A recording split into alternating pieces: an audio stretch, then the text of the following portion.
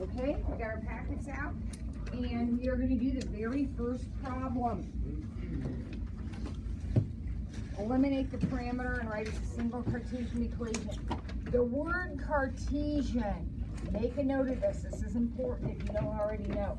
The word Cartesian means X's and Y's. When you hear the word Cartesian, that's X's and Y's. Remember, this is called the Cartesian coordinate plane because everything is defined in terms of an X and a Y. So we want one equation instead of two. These are parametric equations. We want one equation. Who remembers, or who has a thought on how to do that? We did it yesterday. Solve for t. So probably it would be easier to solve for t in this one. So would you agree that y plus 3 equals t? Say, why yes, Mrs. Ford, that looks really good. Okay, now we'll take this and plug it into here.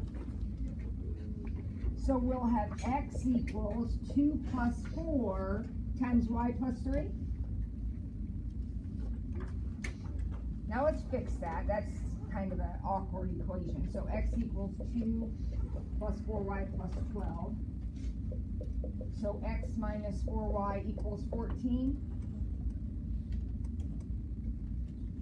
What is that? What shape is that? What kind of equation is that?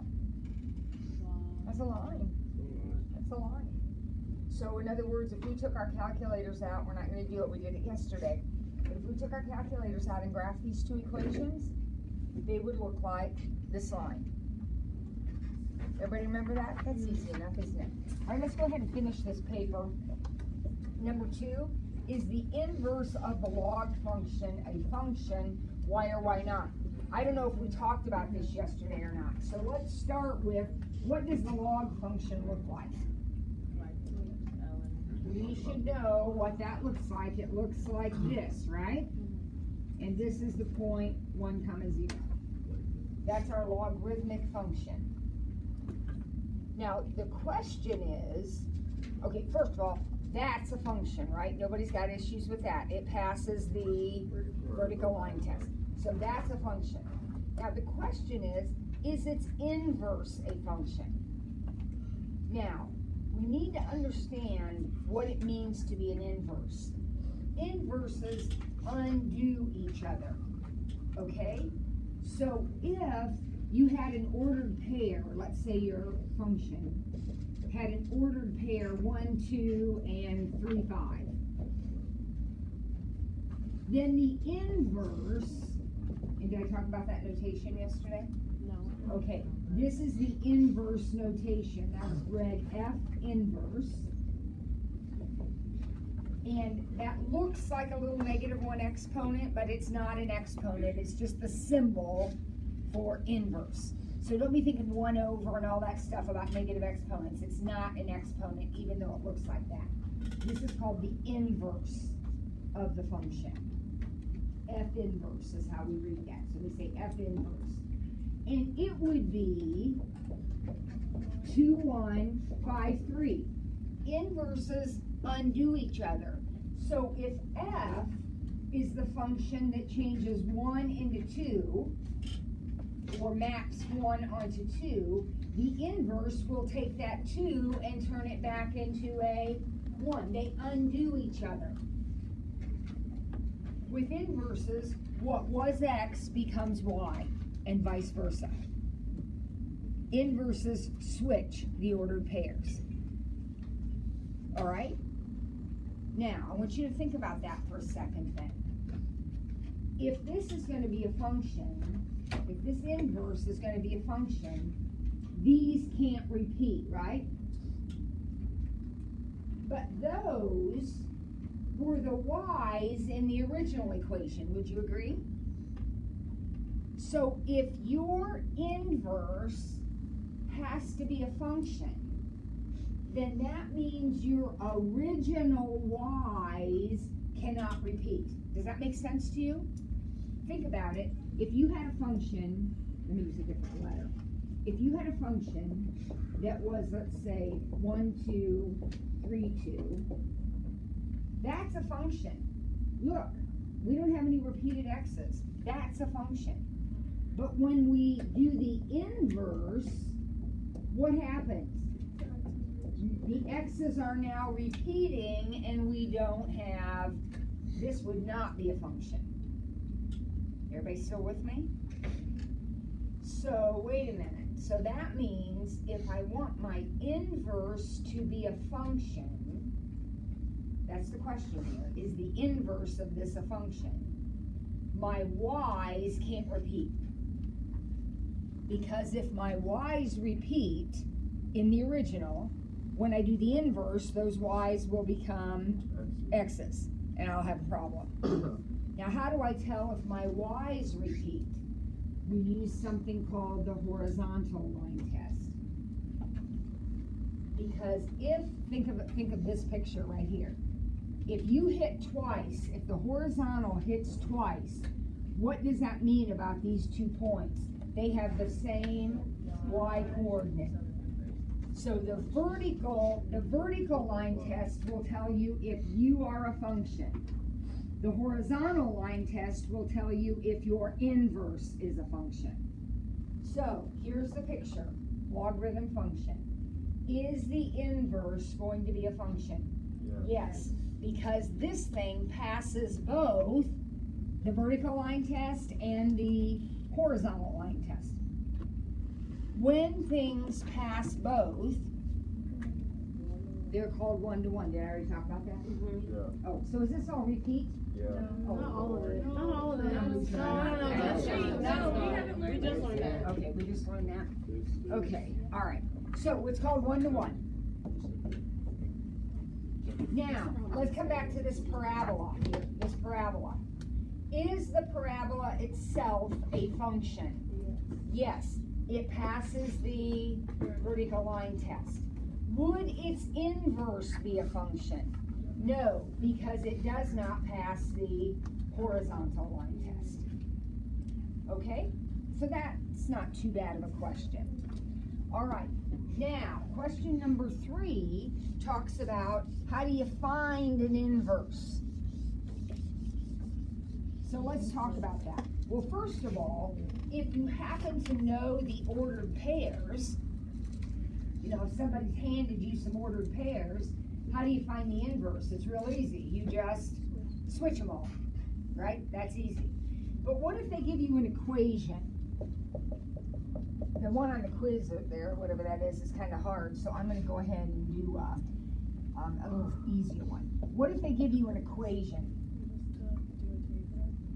Oh, honest, not an idea.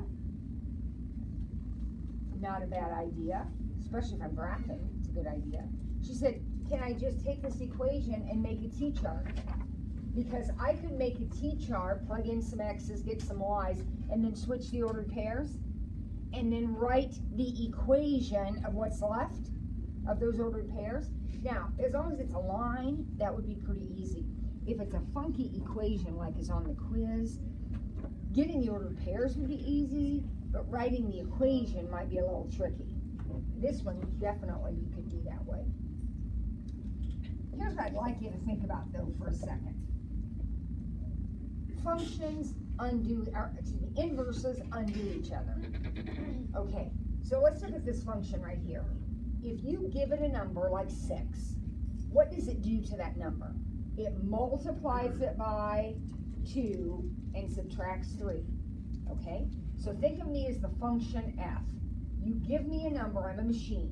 You give me a number, I times it by 2 and subtract 3. Now, the inverse undoes that. So put me in reverse. What are you going to have to do first? Add 3 and then divide by 2. So your inverse is going to be the function that adds 3 and then divides by 2. Now, it's easy to check. Let's do what Anna said. Let's pick a number like 6. Let's just use 6. If I plug in 6 to my original problem, what do I get? 9. Now, put 9 into your inverse. What do you get if you put 9 into your inverse? That's what's supposed to happen. If you put 6 in and get 9 out, then when you put 9 in, you better get your 6 back again because they undo each other, right? Let's try another one, a little harder one. What's the inverse here? All right, now remember, think of your function machine. So what does h do? Times by 5, subtract 8, divide by 7. All right, now back it up, undo it, unravel it. So you will have to multiply by 7, add 8, divide by 5. So multiply by 7, add 8, divide by 5. There's your inverse. Okay.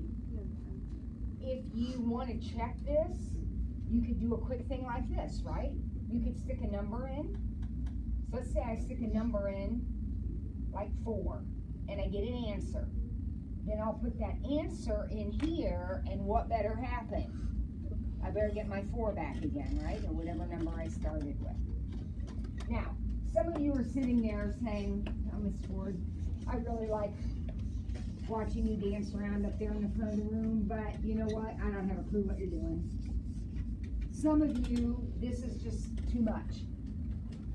So let me show you algebraically how we can get the inverse. I'm going to do this problem right here. Now, we did it intuitively. You don't have to show any work. If you do it in your head, you just kind of think about undoing it, it's fine. But some problems, like the one on the quiz, you really can't do that way, and some of you don't like to do it that way. So let me show you the algebraic way. So I'm going to do this step by step on paper with my pencil. First thing I like to do is change my function notation into y.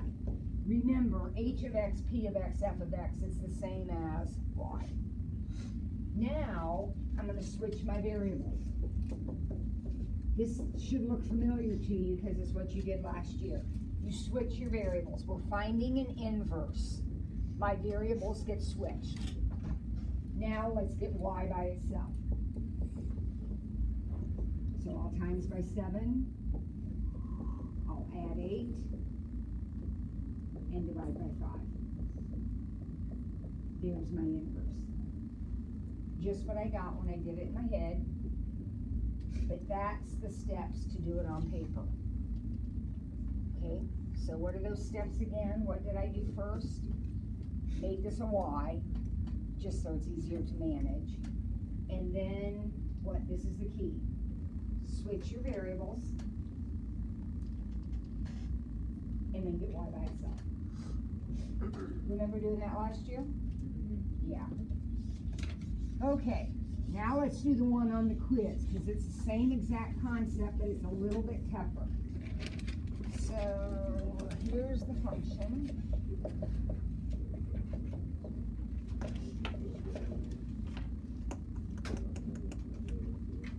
So I'm going to go ahead and change to y.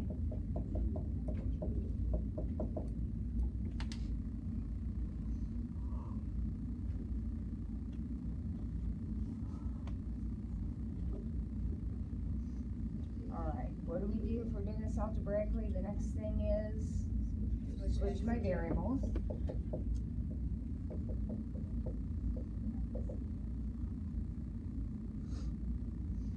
Now, I have to get y by itself. This is tricky because there are 2 y's in the problem, okay? So the first thing I want you to do is multiply this over to here, clear the fraction, in other words, move this over here. So I'm going to have 3xy minus 2x equals 2y plus 1. Okay, did everybody follow that step? Bring this over here. Now, don't write this down because it's wrong. But what some kids will want to do is subtract the 1. Don't write this down, it's wrong.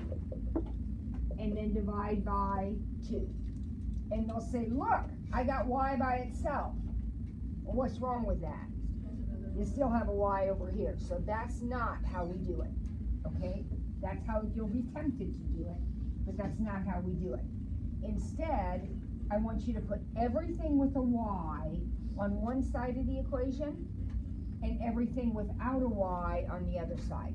So, just rearrange. So 3xy minus 2y equals 2x plus 1. So everything that has a y goes on the same side. Doesn't matter which side, just move it all to the same side. And everything without a y is going to the other side. How did you get that first equation from the original problem? This one? Yeah, how'd you get that? Multiply this over here. So I brought the 3y minus 2 over here and did distributive. Okay. And then on the other side, so it cancels. And it canceled out. Yeah, I multiplied it over here. I didn't multiply both sides by it. I just took this and multiplied. Just like if I had x over 3 equals 7, I multiply this 3 over here. I just multiplied this denominator over here. Now that I have both y's on the same side, I'm going to factor them out. So instead of having 2 y's in the problem, how many do I have now? Which is what I need. I need 1 y. So now I have just 1 y. How am I going to get y by itself then? I'm going to divide. So the inverse is 2x plus 1 over 3x minus 2. That is my inverse. So F inverse is this right here. It's the same thing. Oh my gosh. Oh. Well, now actually, now wait a minute. I just want to make sure I didn't make a mistake. Did I switch my variables? Yes. Yeah. Okay. Some functions are their own inverses. I know, it's mind-boggling, isn't it? But actually, there are a lot of them that are their own inverses, actually. And one of them is one you're very familiar with. This is the reciprocal function, right? If I said to you, find the inverse, you would switch the variables. And when you solve for y, look what happens. You end up with the same thing. There are functions that are their own inverses. I can't believe that I just picked one on this quiz, but apparently that's what happened. Let's do another example that hopefully won't be. I'm not smart enough to plan that ahead, so I don't know. Let's try another one. It does happen. It is definitely possible to be your own inverse, so don't panic about that. That's on video. Let's say 5x minus 4 over 7x. Let's just do this.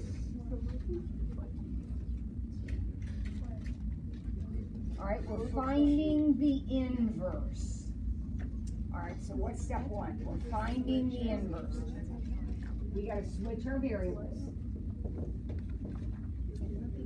Sometimes I get so excited I forget that step. I got to switch my variables. That's what I have to do first.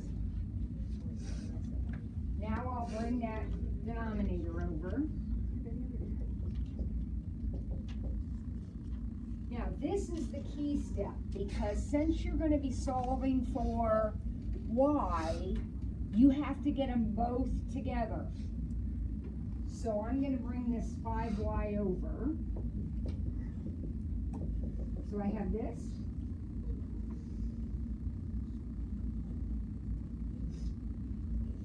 And then what? Take out a y, so you only have 1.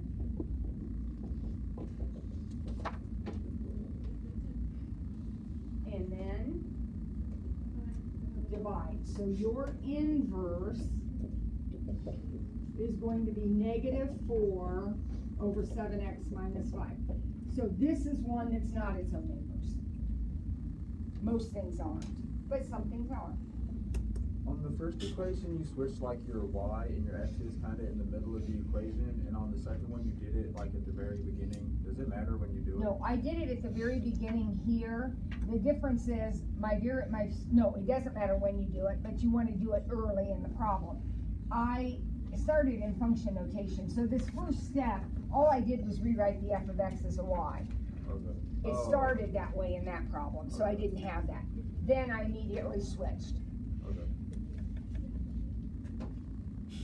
Okay? All right, so so that takes care of that quiz.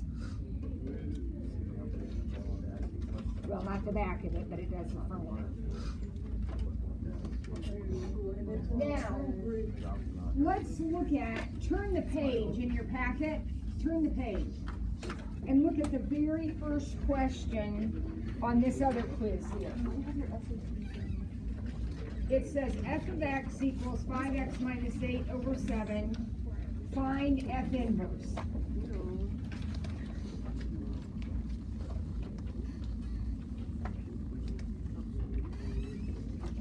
All right, do it right now. Find f inverse. See if you can find the inverse of that function. So we're on the one that says quiz 1.5, 1.6. It's the second page, the front of the second page.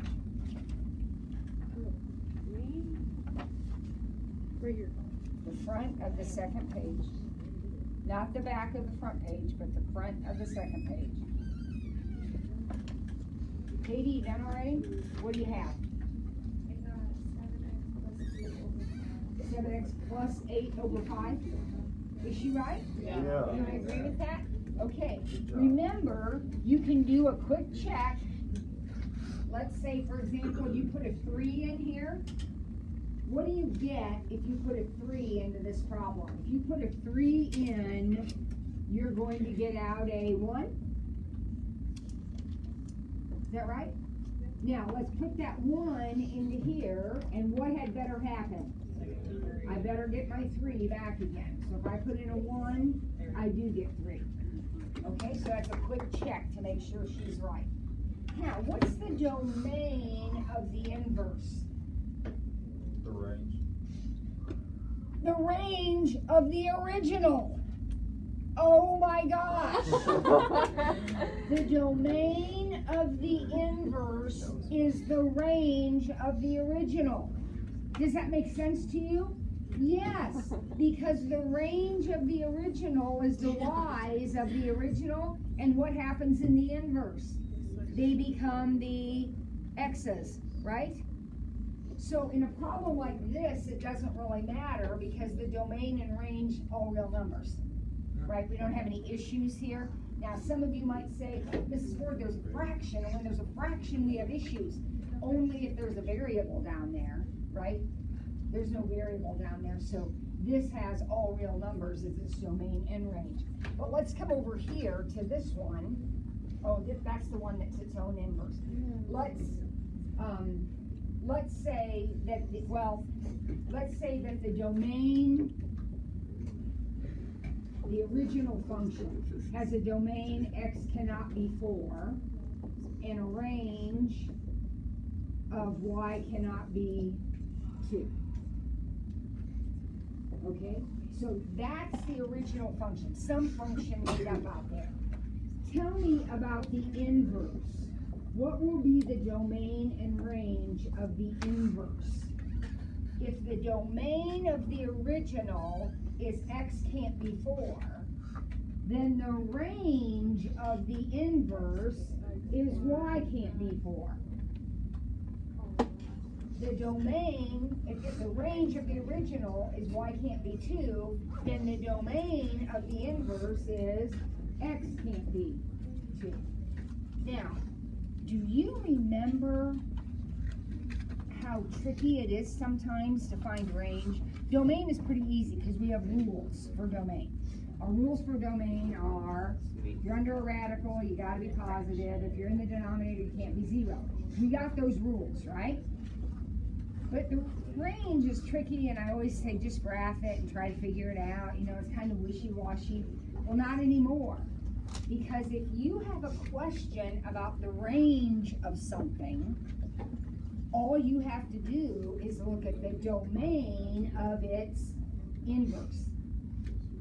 So if you have a question, sometimes you can just see it and it's not a problem. But if you have a problem with the range, you're saying, how am I supposed to find the range of this? Find the domain of the inverse, and that will be the range of the function itself.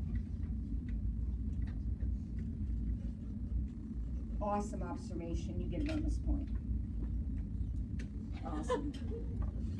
All right, number 2. You should be able to do number 2 on this quiz.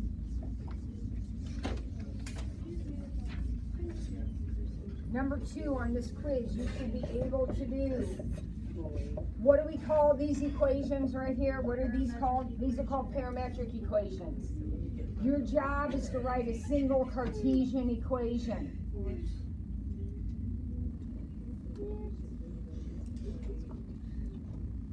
So I'm going to get t by itself.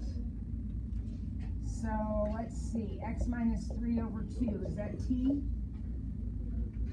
What's Cartesian mean? X's and y's. X's and y's. Alright, so I subtracted 3 and divided by 2 to get my t by itself. And then I'll take that and plug it in here. So my equation is x minus 3 over 2 squared. Now the other ones we've done have been lines. This is clearly not a line. This is an x squared equation. So this is going to be some kind of a parabola. Now it's going to be shifted around. It's going to be, fatter or skinnier or, something. But it is definitely a parabola because it's a squared equation. All right? Okay, one more to look at in this section, and then we'll have 1-5 down because we are so smart. You're so good. I need you to look at number 28. This is section 1-5. So it's page 136. And we're looking at number 28. Now,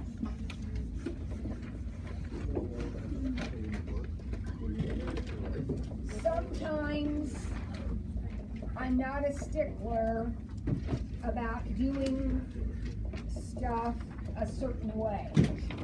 Most of the time I'm not a stickler. Most of the time it doesn't matter to me.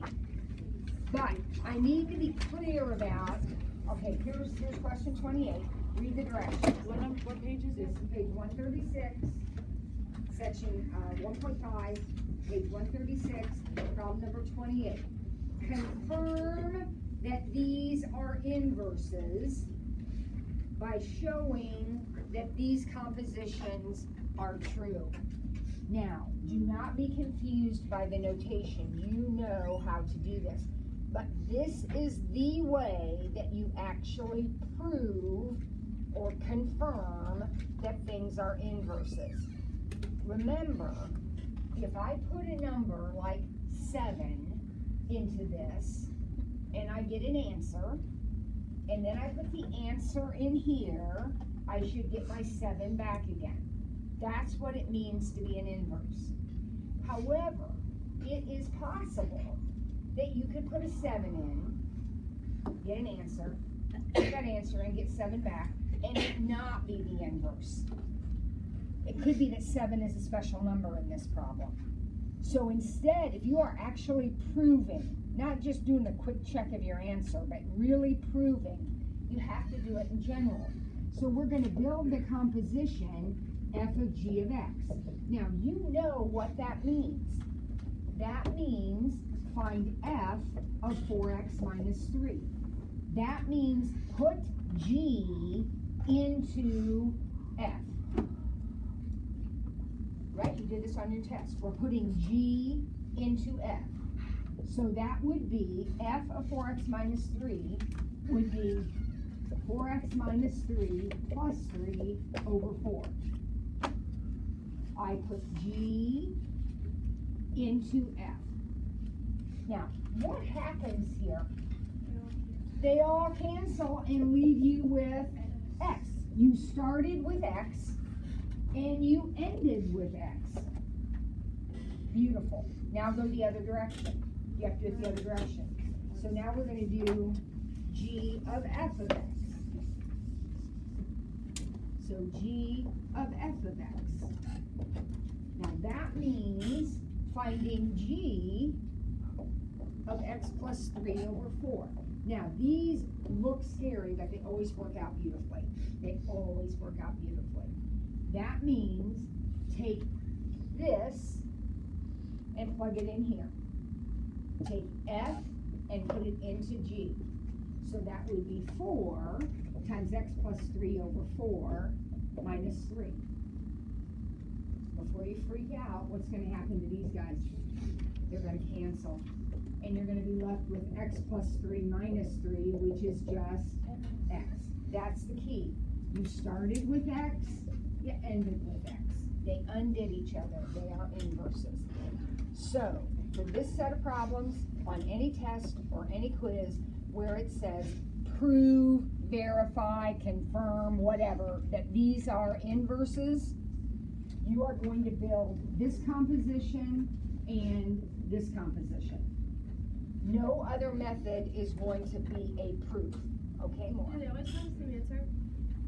You must. You're going to start with an x. You're going to build this composition. So you're starting with an x. You will end up with an x. Not just the same answer. They are both going to be x. If you're not ending up with x, you're either doing it wrong or they're not inverses. Okay? Would you give us one that's not? Not on purpose. Okay. Remember, I'm 57 and had chemo, so who knows what will happen, but I won't do it on purpose. All right? 1-5, done. I would suggest that you get busy. We're not done for the day, but I would suggest that you get busy on that because this is going to go fast. We're going to be having a test again very, very soon. All right. I gave you all that graph paper. Let's go back to the first quiz we did, page 1. On the back side, there are a couple of questions for you. I'm looking at the back of the first sheet of your packet. It has this strange picture at the top. You don't need to draw it again, I do though, because I don't know. So I've got this strange picture, some made up shape.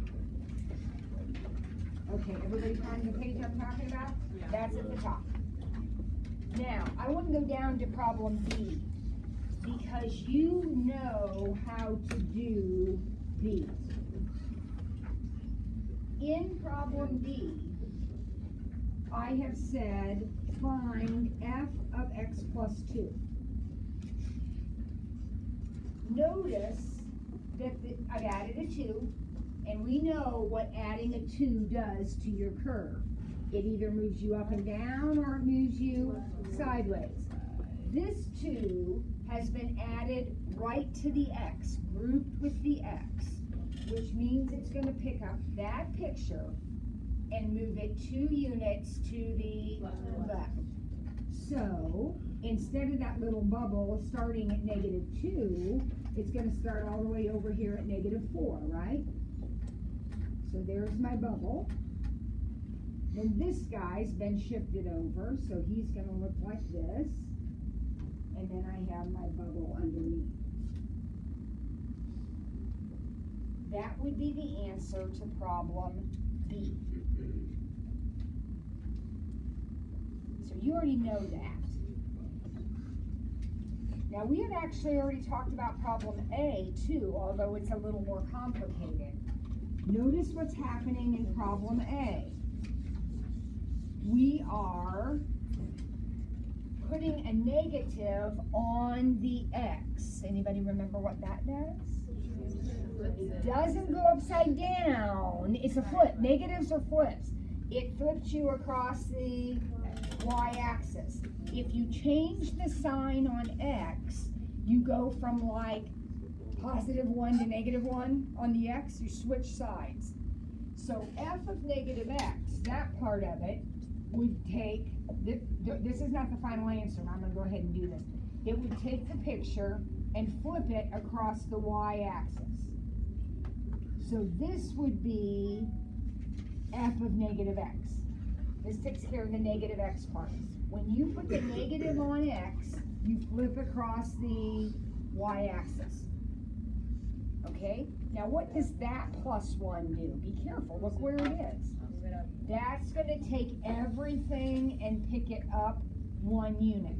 So your final answer is going to be this. Does that make sense to everybody? The negative flips you across y, and the plus 1 moves you up 1. You okay with that? All right, where we will start the next time I see you, which is what, in a week or something, the next time I see you, we will start with C. So Betsy, it is your job. Can you do that? Okay. Olivia, wait a second. Would you be Betsy's helpful reminder? I need to make sure we start on C next time we're together. Remember? Okay. What? You not understand? I don't think I got that one. They'll be in the first column over there. I'm in that shelf on the bottom. Whoa! Hey! Olivia, they're right here.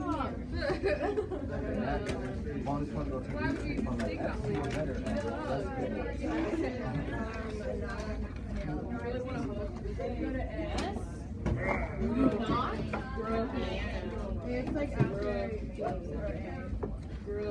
wait, she knows how like hard we have one other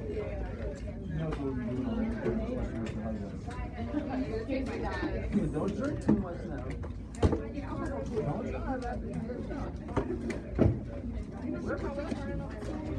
I'm gonna say no before you have a say no. We have lunch right now. No, we have A. I have resources anyway. So what I say? Andre, I hate you. You know that song? Oh, duh. I feel like you didn't say last year, that's all I did say.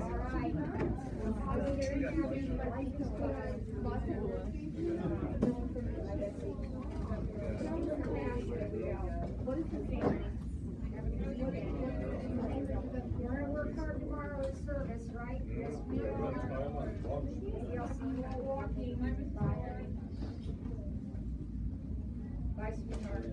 Have a good weekend. Be safe and smart.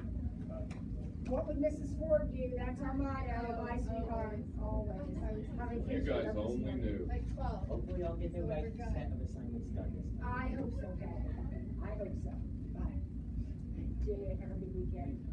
Don't apologize for the PLC thing. I just want to make sure I was on the right I page. just. No, you're right. No, I got you. Yeah. Yeah. Yeah.